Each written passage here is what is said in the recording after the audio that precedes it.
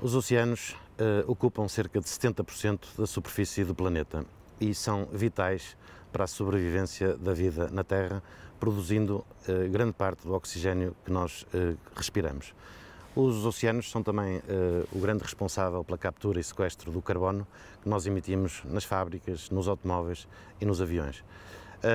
A vida terá começado nos oceanos e por isso eles são detentores de uma enorme biodiversidade, uma fonte de genes e de moléculas das quais se estima que apenas 1% é conhecida. O número de espécies ainda é desconhecido, calcula-se para cima de 100 milhões de espécies, dos quais apenas cerca de 1% é conhecida.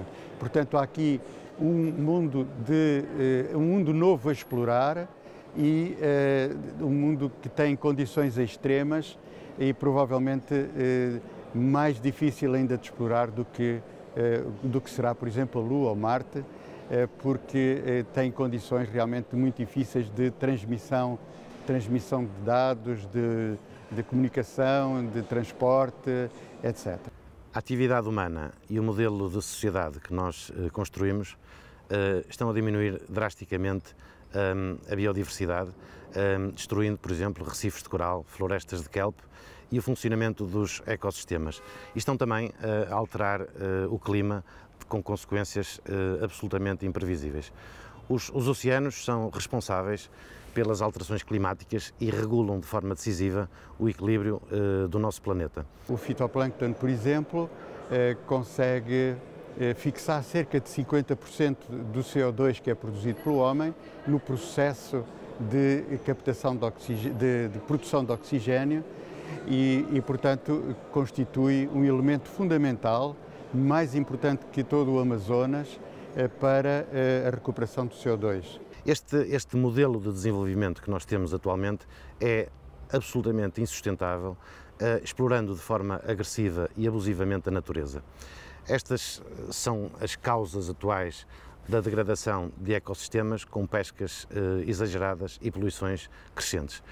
É preciso perceber que cerca de 30% dos estoques de recursos vivos marinhos estão em vias de extinção. E portanto, é absolutamente decisivo protegermos o oceano enquanto é tempo. Os oceanos são uma fonte inesgotável de recursos vivos que importa explorar de forma sustentável e importa conhecer os oceanos, fazer estudos baseados na ciência, no conhecimento e na tecnologia que nos permitam encontrar o caminho da sua exploração de forma sustentável. So in the Algarve, we were there for 3 weeks starting early May, and the objective was to track tagged mola, which are very large bony fish, and the idea was to demonstrate the use of robotics for ecological experiments, where the notion was to understand what the mola actually sees. Scientists know where the mola go, but they don't know what the mola actually sees in the water column. And to be able to do that, you need robots to actually be persistent with the mola. But you also want those robots to follow in an intelligent manner, because it's a large ocean that the molas can go to. So the notion was to be able to track in air, surface, and underwater at the same time, looking at where the molas are and going along with them. No futuro, os avanços virão sobretudo de setores exteriores ao atual domínio das ciências do mar. Espera-se nos próximos anos uma grande evolução na biotecnologia marinha ou na biotecnologia azul. A exploração destes novos biorrecursos poderá gerar novos produtos em setores industriais importantes, como a indústria farmacêutica, nutricional, a médica, a cosmética e outras áreas em que estes produtos podem ser aplicados. Do ponto de vista da utilização dos nossos conhecimentos, dos conhecimentos que geramos na produção de bens económicos, nós temos aqui algumas áreas, em especial a biotecnologia marinha, em que podemos, através, por exemplo, de macroalgas ou de cianobactérias, produzir produtos farmacológicos, produtos usados, por exemplo, para tintas anti-incrustantes.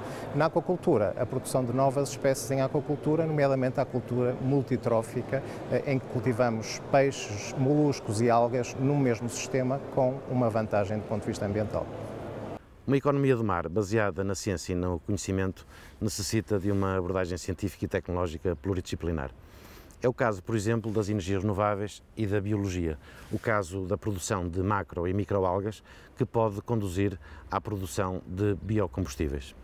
Uma das utilizações que tem dado asa a mais investigação nos últimos anos tem sido a utilização das macroalgas para biocombustíveis. Portanto, os biocombustíveis são normalmente plantas e têm sido utilizados plantas terrestres, mas isso tem o problema de estarmos a competir, portanto, a utilização de plantas que são normalmente usadas para a alimentação e que passam a ser usadas para biocombustíveis. No mar, nós temos uma área muito grande que podemos então cultivar, não estando a desviar terrenos férteis com solo e água doce para o cultivo de biocombustíveis, podemos assim fazê-los no mar de uma forma que pode ser até muito mais produtiva do que nós temos em terra.